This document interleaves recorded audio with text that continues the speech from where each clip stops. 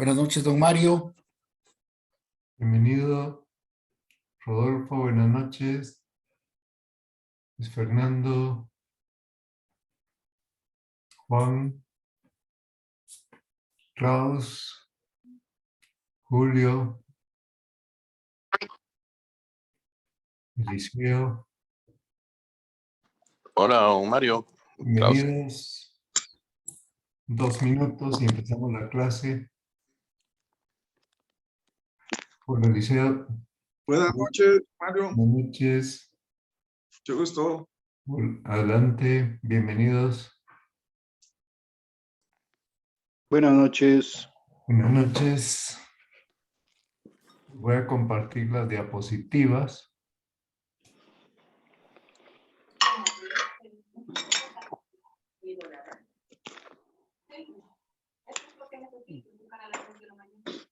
Bueno, me parece que hace mucho calor para estar acá.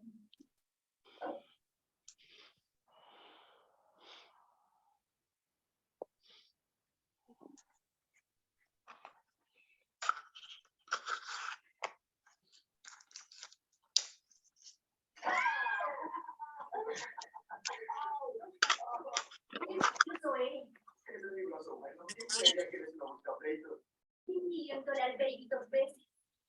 ¿Qué haces aquí hasta ahora? No volveré a la casa hasta que Jack ponga aire acondicionado. ¿Escuchaste?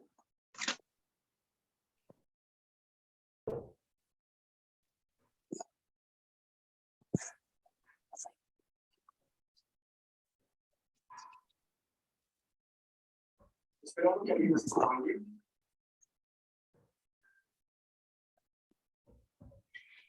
Muy bien, vamos a empezar nuestra clase. Dios te salve María, llena eres de gracia, el Señor es contigo. Bendita tú eres entre todas las mujeres y bendito es el fruto de tu vientre, Jesús. Santa María, Madre de Dios, ruega por nosotros pecadores, ahora en la hora de nuestra muerte. Amén. Gloria al Padre, y al Hijo, y al Espíritu Santo. Como era en el principio, ahora y siempre, por los siglos de los siglos. Amén. San Gabriel, Ruega por nosotros. San Pablo. Ruega por nosotros. Muy bien, pues el tema de hoy es la clase número 8 y el autor es el sacerdote Tomás Trigo. Da clases en la Universidad de Navarro. Pueden encontrar artículos de él en la web y libros que él ha ido publicando. Nuestro tema pues es, vamos a apagar los micrófonos de todos para no oír voces. Muy bien. Nuestro tema es cómo la creación material ha de ser gobernada por el hombre y desarrollada por el ser humano según una capacidad que Dios nos ha dado, y esto conlleva una responsabilidad en materia ecológica, entre otras. Entonces vamos a tratar de abordar el tema. Son 4 los puntos de este temario. Primero, ¿en qué consiste ese dominio sobre la creación? Segundo, pues, cómo el señorío que tenemos sobre la creación está vinculado a la imagen de Dios en el hombre. Tercero, pues la manera como tiene el hombre para gobernar la tierra y desarrollar la obra de la creación es el trabajo, por tanto, sobre el ser humano trabaja. Y cuarto, el señorío del hombre y el valor de la naturaleza, el tema de la ecología.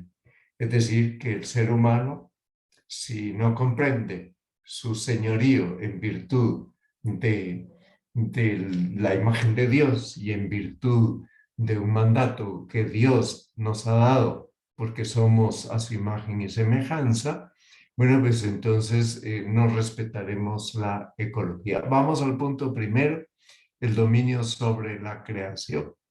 Bien, entonces este ejercicio del dominio de la creación es un ejercicio que no tiene que ver con el atropello, no tiene que ver con pues una irracionalidad.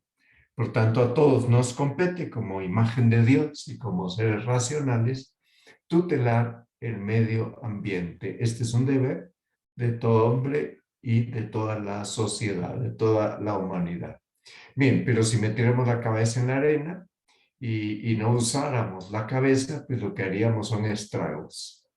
Entonces esto no está vinculado a nuestra condición de cristianos, por tanto, pues no es exclusivo de nuestra condición de cristianos y más bien tenemos que estar en la disposición de cooperar a todos los demás, a los miembros de otras religiones, en que cuiden este don. Bien, entonces uno de esos libros de Tomás Trigo se llama así, Dios te quiere y tú no lo sabes. Ahí tienen otro libro de Tomás Trigo sobre 7 consideraciones sobre San José. Bueno, entonces dominio de la creación. Vamos al libro del Génesis. Dios crea hombre y mujer y Dios los llama a ejecutar el plan que Él tiene sobre la creación. Por tanto, el ser humano no es uno más dentro de la creación y su papel en la creación no es un papel que, pues, que tenga que entrar el hombre en la creación de manera descabellada, de una manera despótica. No. Entonces, ejecutar un plan, hay un plan. Y ese plan al hombre le toca descubrirlo.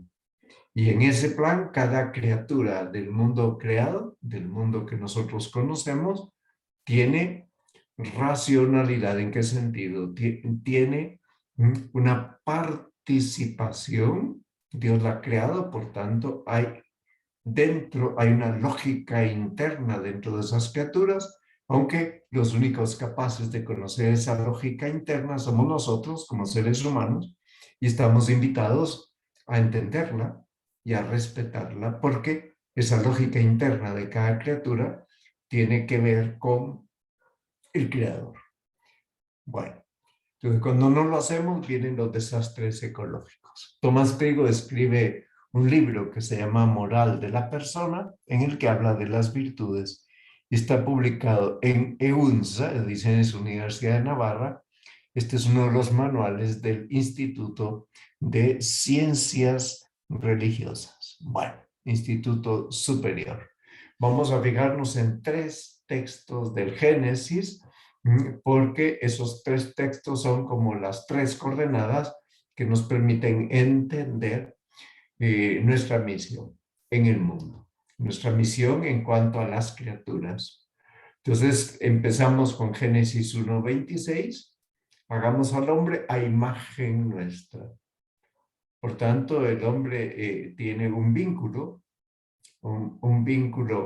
con el Creador.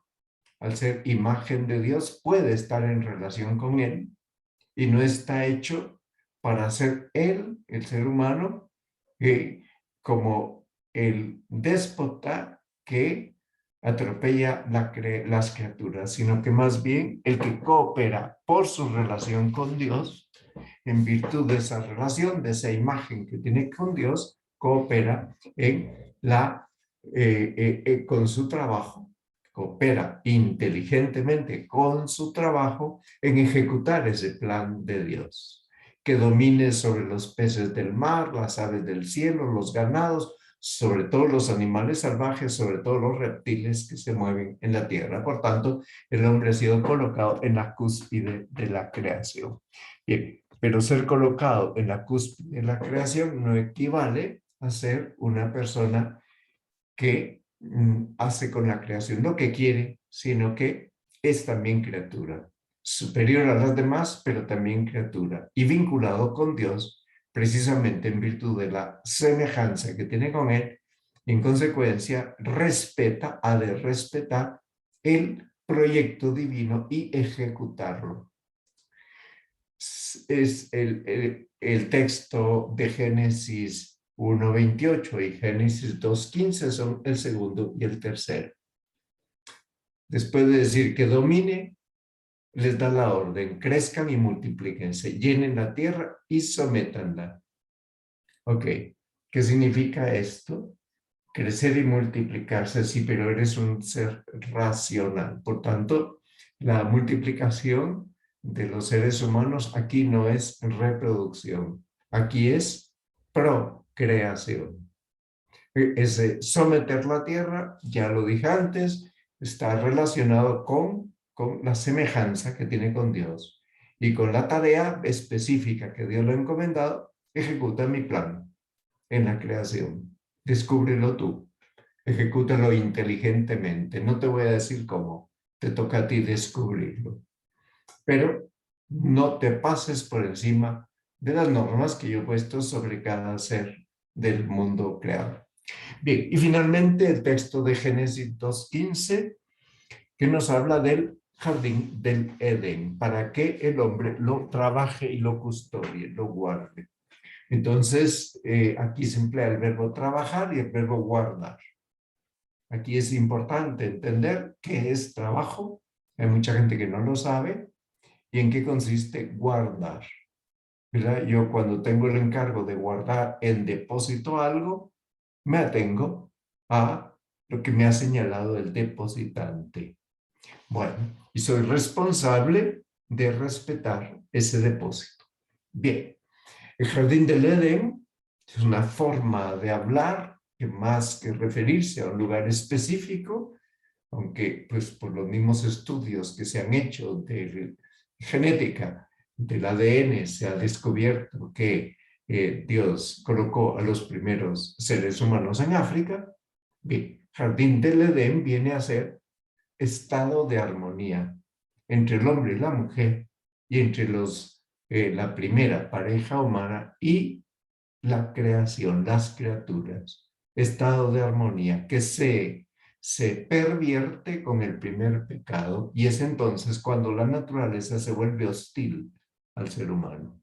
Bueno, entonces todos tenemos ese poder de participar inteligente y libremente en perfeccionar la armonía de la creación. Y eso con destino a qué? Al bien propio y al bien del prójimo. Por tanto, Dios nos ha convertido en colaboradores de Él.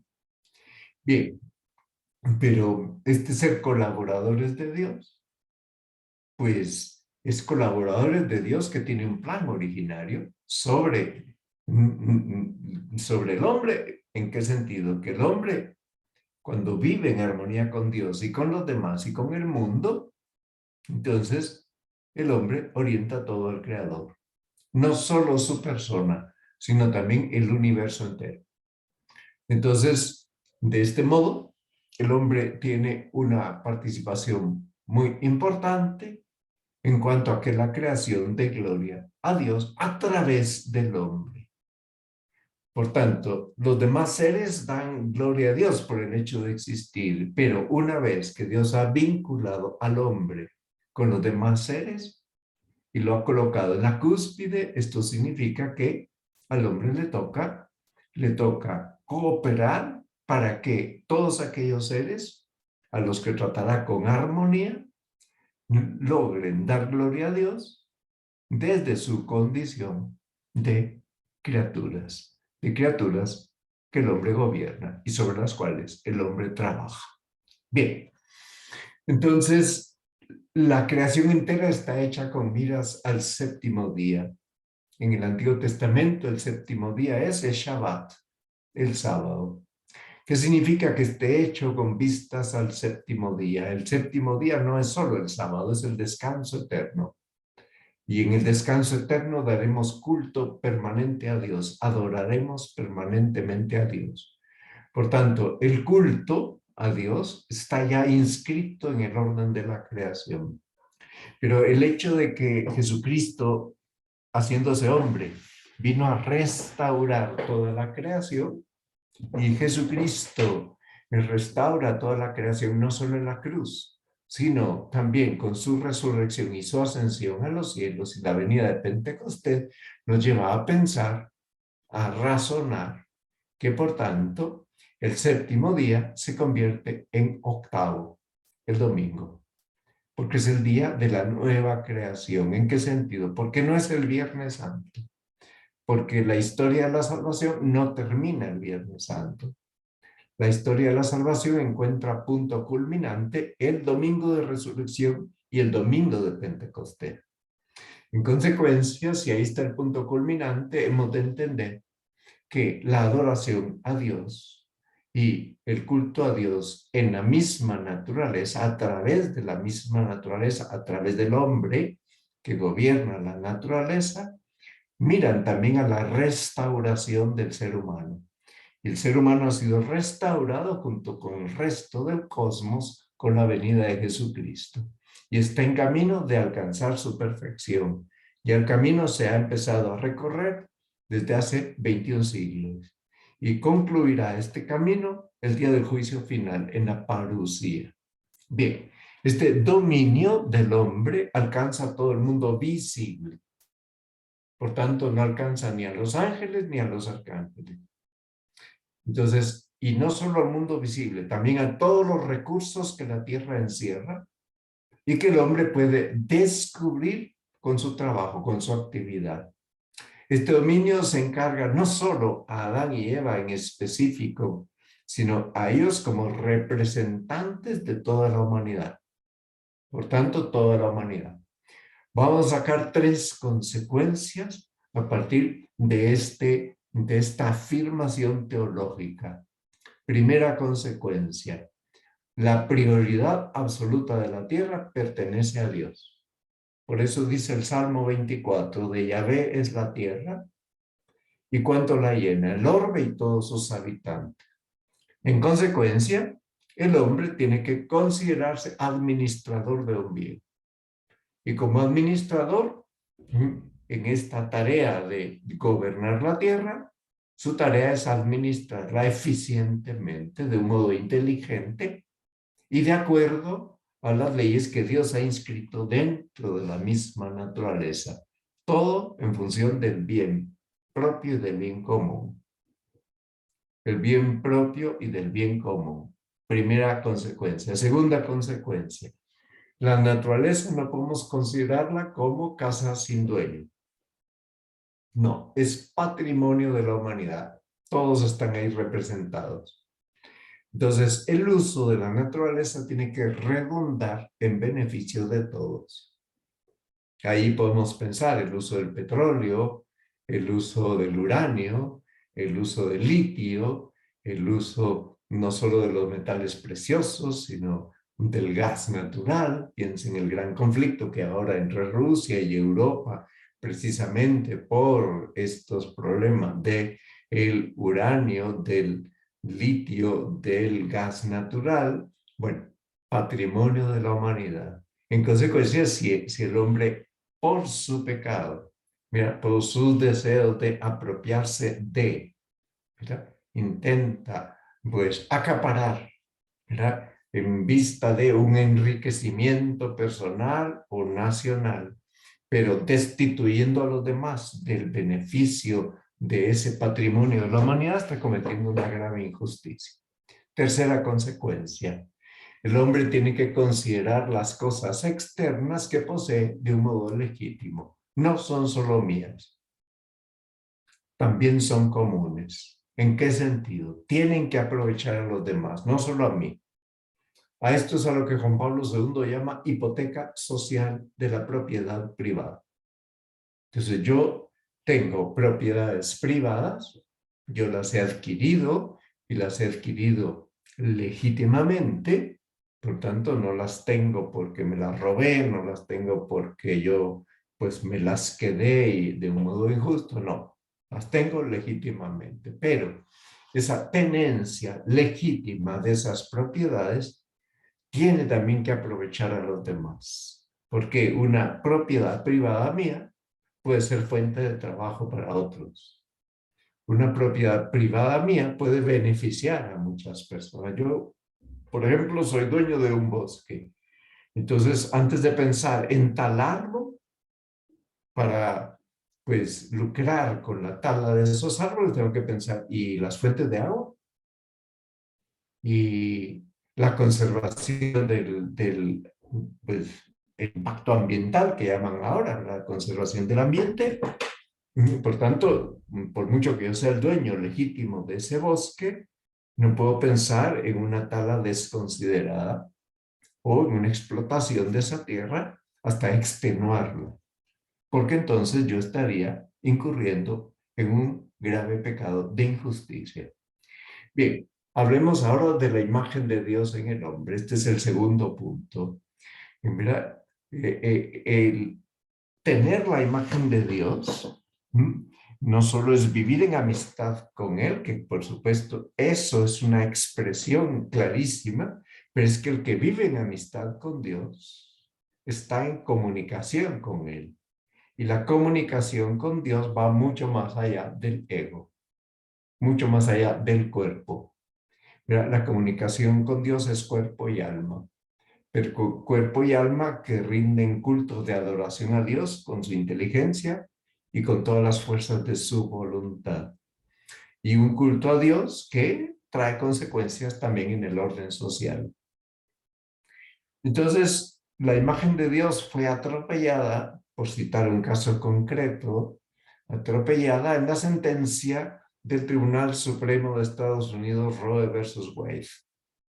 50 años de lucha de la gente pro vida para que derogaran la vigencia de esa sentencia que era pues fuente de ley en Estados Unidos según la costumbre anglosajona. Por tanto, una jurisprudencia del Tribunal Supremo ahí en ese país y en los países anglosajones tiene el peligro o el beneficio de convertirse en fuente de derecho. A partir de ahí, 50 años de lucha por recuperar la verdad del ser humano. El costo social, 52 millones de niños muertos en el vientre de su madre.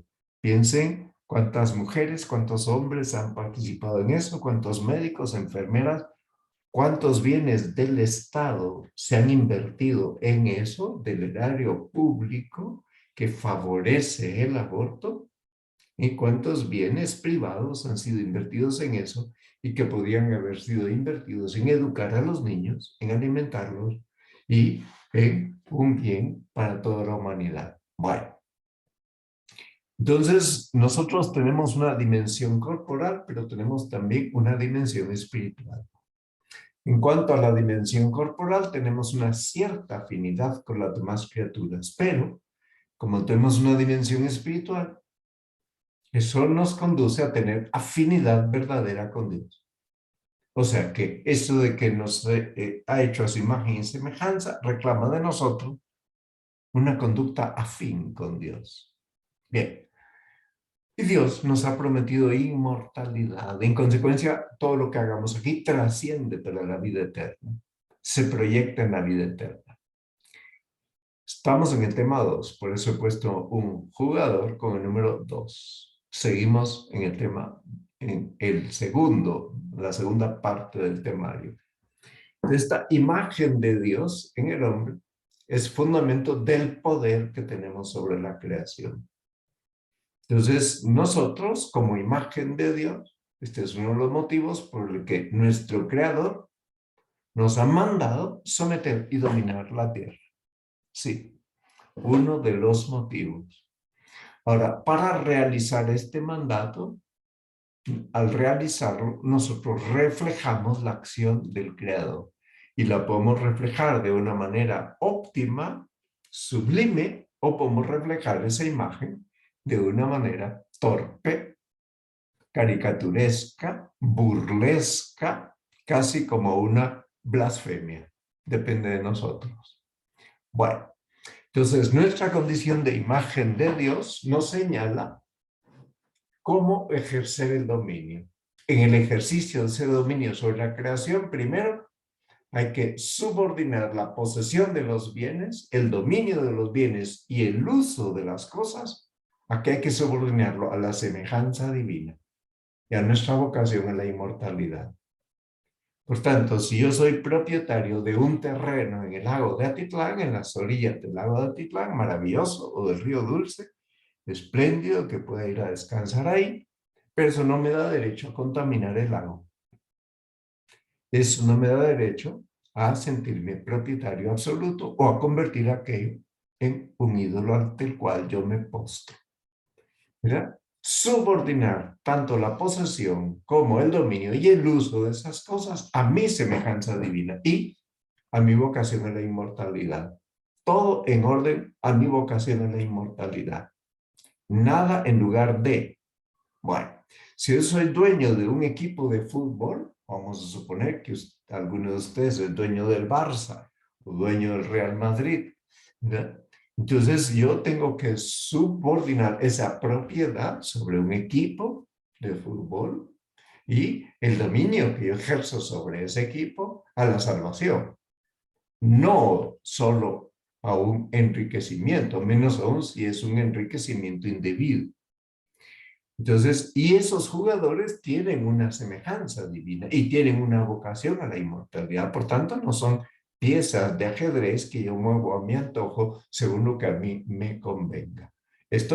Entender esto y aplicarlo, por ejemplo, a ese tipo de propiedad, cambia muchísimo el régimen, la forma de ejercer esa propiedad. Bueno, entonces la tarea nuestra es dominar a las demás criaturas, cultivar el jardín.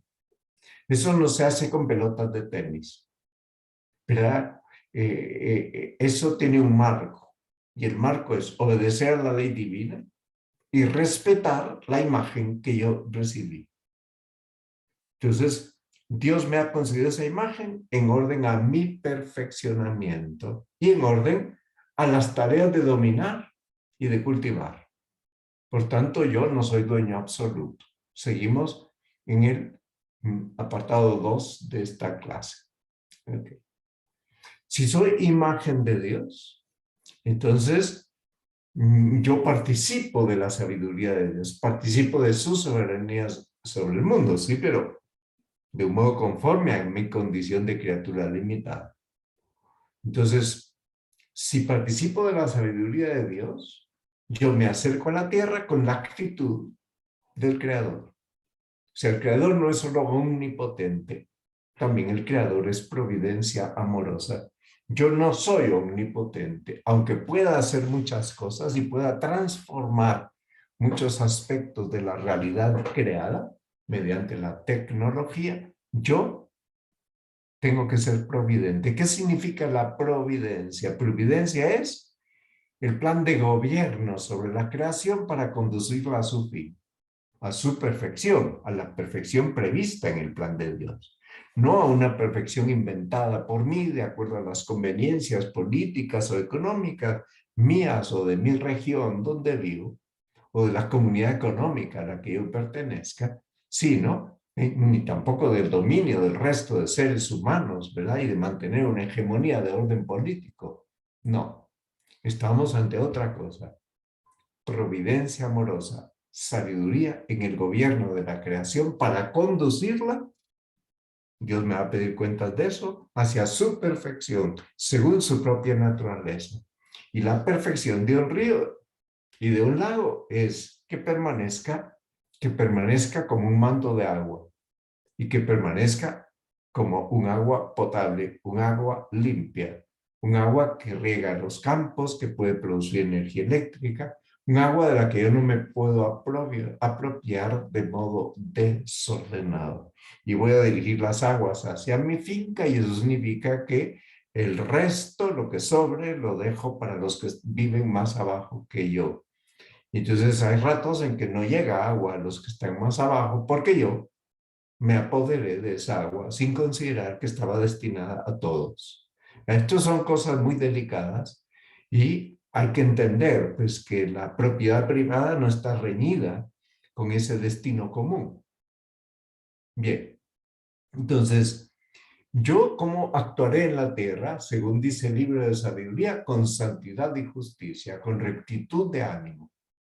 Por tanto, con sabiduría y con amor. Como dueño entre comillas, entre paréntesis, administrador y custodio inteligente y noble, pero nunca como explotador. El explotador no tiene reparos de ninguna especie.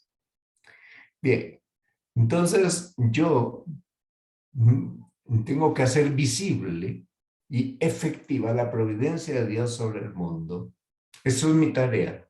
Por tanto, trabajar y dominar la tierra está encaminado a mostrar, a ser visible y efectiva la providencia de Dios, no entorpecerla. Por tanto, el plan de gobierno de Dios sobre todas las criaturas. Imagínense ustedes un empresario que no tiene a sus empleados en nómina porque no quiere pagar prestaciones sociales. Podría ser que hay alguno que no la tenga porque no puede. O sea, no, la empresa no da todavía para eso. Bueno, puede ser. No sería el primer caso. Pero eso no puede ser una situación permanente. Esto es una situación en transitoria. Estamos en tránsito hacia. Entonces, piensen ustedes que hay actividades de bien común que el Estado puede gestionar, pero el Estado no es buen empresario. Por tanto, si el Estado podría ser un administrador, podría dirigir la gestión de esos bienes comunes o tan importantes para toda la sociedad, pero dirigirlas de modo más hábil, de modo que sea más eficiente para que todo aquello rinda en provecho de todos. Imagínense ustedes que la Universidad de San Carlos no es propiedad del consejo directivo de la Universidad de San Carlos. Por tanto, el consejo directivo no está ahí para quedarse con plata del 5% del presupuesto nacional, sino para administrar esos dineros en orden al bien común, repartir la educación, herramienta indispensable para todo habitante de este país. Claro, cuando se busca mantener el monopolio, una única universidad estatal en un país a la que va a dar el 5% del presupuesto nacional, habría que cuestionarse si eso es aconsejable desde el punto de vista del bien común. O más bien, con esos mismos fondos, con ese mismo 5%, tener 3 o 4 universidades estatales que compitan entre sí y que no sean monstruos porque son inmanejables. Bueno, entonces, fíjense ustedes que tenemos una misión sobre el mundo. Nos toca perfeccionarlo, pero no lo podemos destruir. Nos toca transformarlo, pero no en un caos, sino que en una hermosa morada donde todo se respete. Entonces, esta capacidad que hemos recibido nunca se puede equiparar a un poder absoluto. Ese solo le corresponde a Dios. Y tampoco a un poder despótico. Usar y abusar es un desorden. Disponer las cosas a mi antojo es un desorden.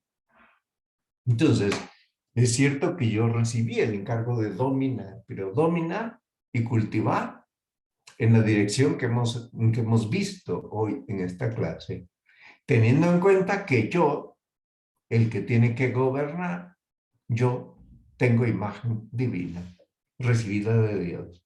Y por tanto, esa imagen se expresa en la inteligencia y el amor. Trato la creación de modo inteligente y amoroso.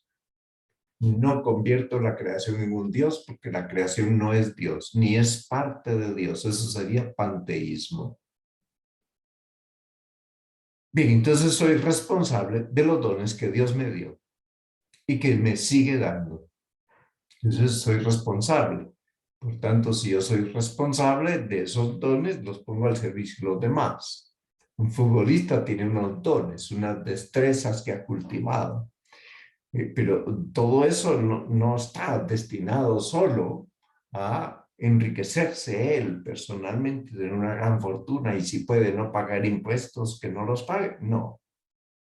Pues lógicamente tendría que ser capaz de generar puestos de trabajo porque ha hecho mucha fortuna con sus pies y con su inteligencia, y de poner a disposición de muchas personas estas habilidades.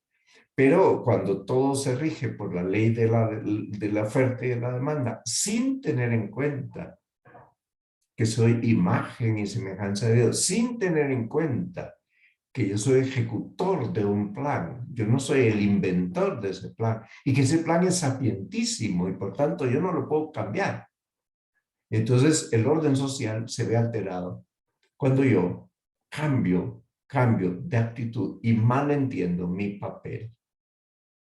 Entonces, resulta que esta función que yo tengo en el mundo se entiende mejor cuando se habla de administrador. Yo recibo el don de administrar la naturaleza visible en orden a mi perfección y la perfección de mis semejantes. Ok, entonces yo tengo que velar por todos en aquellas naturalezas que me toca a mí administrar. Imagínense que ustedes son dueños de una gran finca que tiene dentro de su propiedad un lago. Bueno, yo puedo ser dueño de las tierras, sí, pero no soy dueño del lago. Es que el lago está dentro de mi propiedad, sí, pero el lago es patrimonio nacional, patrimonio público. Entonces yo no puedo negarme a que la gente acceda al lago. No puedo ser yo el que regule en términos absolutos la pesca o la navegación en ese lago, sino que yo tengo que colaborar con las autoridades en eso. Ok. En otras palabras, yo no puedo perjudicar a los demás bajo la excusa de que soy dueño de todas las tierras que forman ese lugar y que, por tanto, yo soy dueño también del lago. Bueno. Entonces, ¿cómo vemos punto 3? El trabajo en el plan de Dios. Dios nos ha mandado labrar, cuidar la tierra. Y esto es lo que hacemos trabajando. Dios no se impone a nosotros. Por tanto, el trabajo no se impone a los hombres como un castigo. Por tanto, no es cierto lo que dice la canción hecha en Cuba del Negrito del Batey. El trabajo lo hizo Dios como castigo. El trabajo lo hizo Dios para el buey. No. El trabajo está hecho para el ser humano y no es un castigo. Es parte de esa sublime vocación de gobernar la tierra. Entonces, lo que sí es castigo es la fatiga. A partir del pecado original, el trabajo supone fatiga. Y supone sudor de la frente. Pero antes de que el pecado entrara en la humanidad, y como consecuencia del pecado, entró la muerte y entraron las penalidades, las miserias, como dice San Pablo en Romanos 5:12, Dios formó a Adán y a Eva y los hizo del barro de la tierra. Y Dios creó para ellos ese paraíso, este mundo que no se reduce al jardín del Edén, es el mundo entero. Y dice el Génesis, ut operaretur et custodire tilum, para que lo trabajara y lo custodiara. Entonces, esta es nuestra tarea, trabajarlo y custodiarlo. Entonces, si yo estoy con el trabajo de mis manos y con la ayuda de los recursos técnicos, yo cultivo la tierra y produce muchos frutos.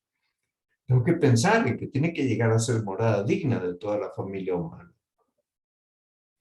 Entonces, y procuro, claro, mi propio sustento y el de mi familia, y estoy prestando un servicio a la sociedad porque mantengo ese bosque, porque lo estoy repoblando, porque no lo exploto de una manera irracional, porque permito que todos los beneficios de ese bosque, el hidrógeno que ahí se produce o el oxígeno, ¿verdad? Bueno, pues todo eso son pulmones para las ciudades o para los países. Y qué bueno que yo no me apropie de aquello o que no lo perturbe. Entonces yo estoy cooperando con Dios para que se complete su obra. Ahí está la gran dignidad del ser humano. La obra de Dios se completa con el trabajo humano. Se desarrolla con el trabajo humano. De modo que yo soy responsable de que se cumplan los designios de Dios en esta tierra y que yo me perfeccione cumpliendo esos designios y poniendo todos los medios para que se cumplan en mi alrededor. Entonces, la persona humana tiene dimensión social, nunca está aislada, siempre está en una familia, está en un pueblo, está en una ciudad, está en un país. Entonces, todas esas personas con las que estoy interconectado son personas que se necesitan unas a otras. ¿Qué sería de nosotros si no contáramos con un médico? Si no pudiéramos contar con los bomberos o con los que recogen la basura o con los que mantienen las redes de distribución de agua, los que mantienen los embalses, los que manejan las redes de distribución de la energía eléctrica, los que generan energía eléctrica, los que mantienen la telefonía. Bueno, dependemos unos de otros, los que dirigen colegios, los maestros, universidades, todos estamos interconectados. Entonces resulta que yo con mi trabajo y con mi servicio hago presente el cuidado que Dios tiene de la naturaleza y de las personas y de cada persona. Y yo soy destinatario del cuidado de Dios. Entonces recibo el cuidado de Dios. ¿Por qué? Por el trabajo de los demás, por el servicio a los demás. También Dios me cuida a mí.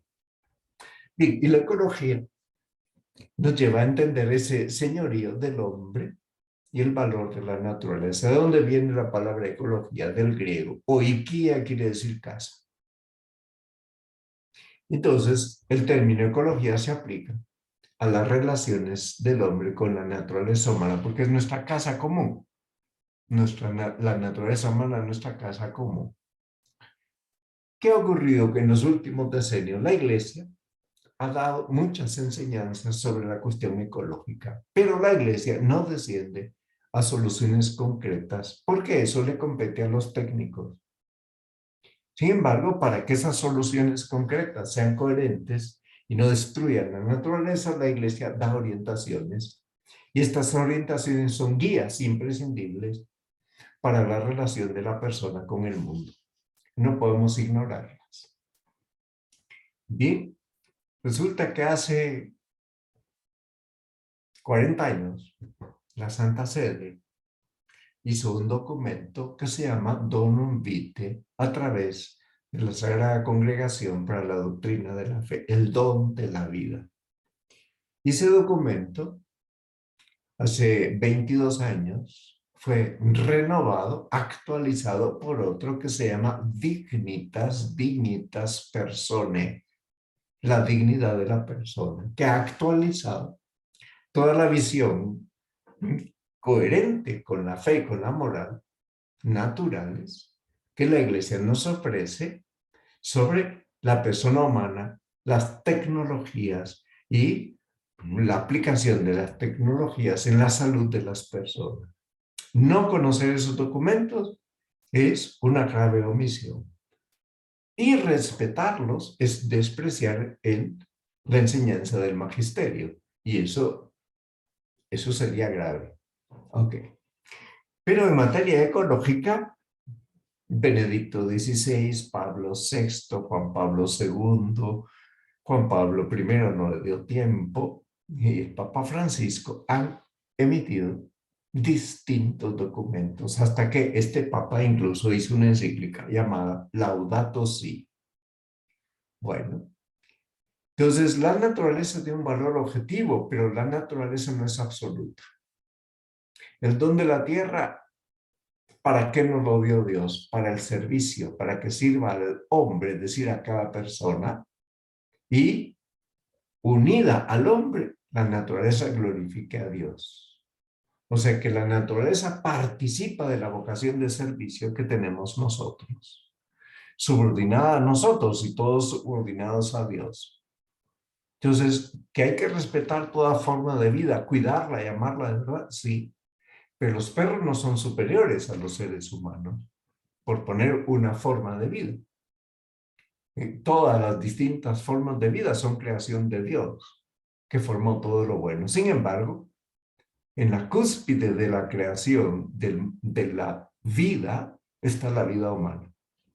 Y por tanto, esta prioridad de respetar la vida humana nos lleva a pensar a partir de ahí como uso de las especies creadas para respetar también la vida humana y no poner por encima a los chimpancés, a las ballenas o a los delfines que están en extinción o a las tortugas por encima del ser humano. Últimamente también se habla mucho de que el ser humano es el gran depredador. Bueno, yo creo que no se puede ver al hombre como un enemigo de la naturaleza, sino que hay que ver al hombre como un administrador de la naturaleza. Entonces, ¿cuál es el problema decisivo si queremos salvaguardar la naturaleza? Dice Benedicto XVI. El problema decisivo es la capacidad moral global de la sociedad. Y va en concreto a lo siguiente. Dice, si no se respeta el derecho a la vida y a la muerte natural, si hacemos artificial la concepción, la gestación y el nacimiento del hombre, si sacrificamos embriones humanos a la investigación, ¿qué va a ocurrir? La conciencia humana va a perder el concepto de ecología humana y de ecología ambiental. Dos tipos de ecología, la humana y la ambiental. Es un atropello a la ecología humana que estemos rodeados de vallas publicitarias indecentes, inmorales, pornográficas. Es un atropello a la ecología humana que instituciones como AIDE se dedican a distribuir preservativos. ¿Por qué? Porque están tratando al ser humano como un ser incapaz de gobernarse, y eso es un nuevo colonialismo demográfico y cultural. Ustedes no pueden pasar de tal número de habitantes, y para eso nosotros vamos a velar por ustedes para que ustedes no pasen de ahí. Miren qué ha pasado en Costa Rica. Miren qué ha pasado en Costa Rica. Tiene muy pocos habitantes Costa Rica. ¿Por qué? Porque ahí, en ese país, se aplicó de una manera terrible el control artificial de la natalidad. Ok.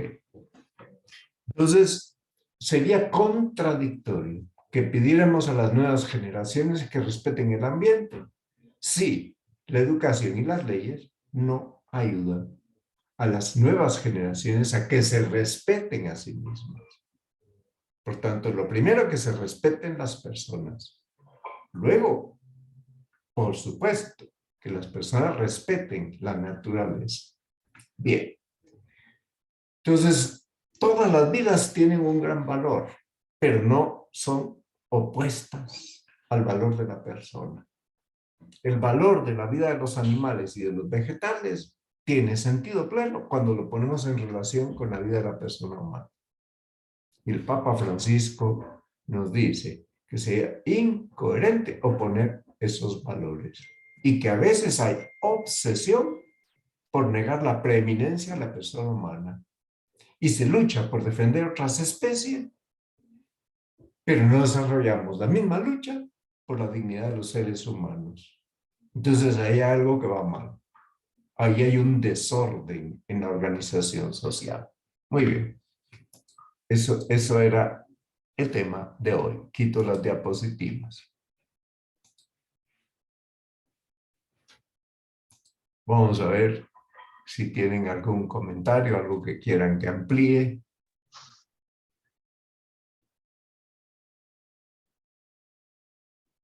Buenas noches, tocayo. Vamos a ver, perdón. Buenas noches, tocayo. Buenas ¿Me noches, escucha? ¿cómo estás, tocayo? Bien, gracias. Qué gusto verlo. Igualmente. Y buenas noches a todos. Una preguntita. Sí, tocayo. ¿Don es lo mismo que carisma? Un carisma es un don específico, normalmente ordenado a la espiritualidad. Por tanto, don es más genérico que carisma. Aunque un carisma es un don, cuando hablamos de carismas, estamos hablando de unos dones específicos para una persona o para una institución de la iglesia en orden al enriquecimiento de toda la sociedad, de toda la iglesia y de toda la sociedad. ¿Ok? Ok, entiendo que si nosotros entendemos y tenemos buena comunicación con Dios y logramos entender ese carisma que Dios quiere para cada uno, como que la vida es más fácil. Por supuesto, Como que y si tenemos respetamos a más los éxito. demás, ¿verdad? Hay gente que tiene el carisma de cuidar a los ancianos, especialmente, y se dedican a eso. Hay gente que tiene el carisma de cuidar a los niños. Hay gente que tiene el carisma de dedicarse a cuidar de la salud de los demás y tienen una vocación específica de médicos, de enfermeras, de cualquiera de las ciencias de la salud. Por tanto, todo aquello está en función no solo del bolsillo, sino del bien de mi alma y del bien de todos los demás que están en esta sociedad. Es correcto, hacia eso era mi enfoque. O sea, Sí. si uno logra discernir, entender qué quiere Dios de uno, Sí, porque Él le da ese carisma, entonces la vida como que es mejor y más fácil y desde más, luego. Y a todos nos digamos, da la exitosa. capacidad de entender para qué estoy. Algunos no lo han descubierto, pero a todos nos da esa capacidad. Ah, es difícil, tocayo. No es fácil entender para qué nos quiere Dios. Bueno, ese es el desafío que tenemos cada uno de nosotros. Sí, me decía Daniel, es que Dios quiere que seamos como Él, pero eso está muy difícil. Dios nos ha hecho precisamente para que alcancemos la perfección, ser perfectos como vuestro Padre Celestial es perfecto. Eso dice Jesús. Correcto, gracias, tocayo. Muy Un abrazo. bien. Gracias. Muy bien. El Bueno, tema si es no de hay gran otras actualidad. Y por tanto, pues es importante que nosotros, ¿verdad?, tengamos eso bien claro en la cabeza. Es de gran actualidad, pero no podemos anteponer las ballenas o los delfines al ser humano. No podemos anteponer las tortugas parlamas al ser humano. Y mientras tanto, los seres humanos asesinados en el vientre de su madre es un desorden. Ok. Bueno, pues entonces esto sería nuestra clase. El próximo lunes, para la clase, que será a las 7 de la noche, no la daré yo porque estaré ausente, pero sí habrá clase. Que tengan muy buena noche, que descansen, que Dios les bendiga. Buenas noches. Buenas noches, Gracias, Nos don Mario. vemos Buenas Buenas noches. noches, don Mario. a todos. Buenas noches, don Mario. Que descansen. Nos Buenas vemos. noches, hermano.